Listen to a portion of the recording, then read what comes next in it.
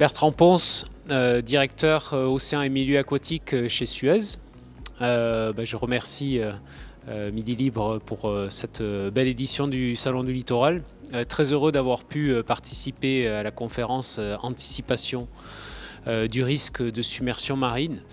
Et je retiens en tout cas le fil conducteur à la fois des plénières d'hier et qui se sont retrouvés aujourd'hui dans les conférences du jour.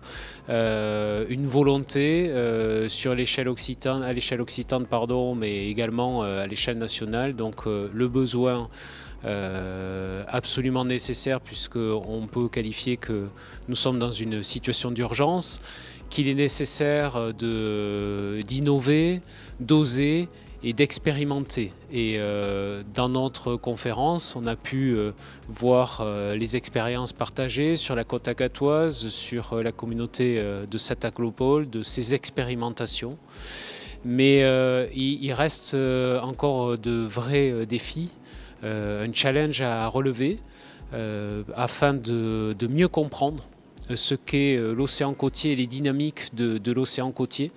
Et pour mieux comprendre cela, il est absolument nécessaire de fournir un effort, et ça ne peut être qu'un effort collectif.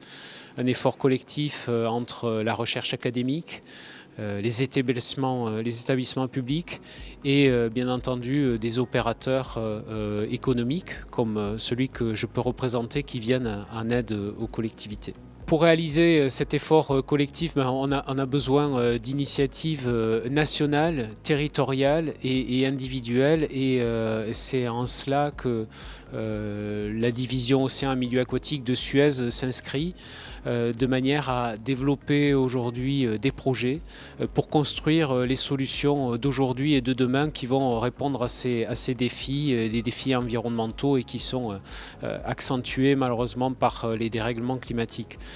Ça se matérialisera par des projets collaboratifs soutenus nécessairement et engagés, et de projets collaboratifs entre, je le disais précédemment, une coopération sans limite de la recherche académique, des établissements publics, des cellules de transfert, pour faire en sorte que ces projets de recherche puissent avoir une réalité de terrain et aider les pouvoirs publics à prendre les bonnes décisions sur les territoires, faire les bons choix, et surtout et avant tout protéger les personnes, puisque l'enjeu numéro un face à ces risques-là, c'est bien de protéger les populations de ce risque, et donc les collectivités ont un devoir et une absolue nécessité d'anticipation.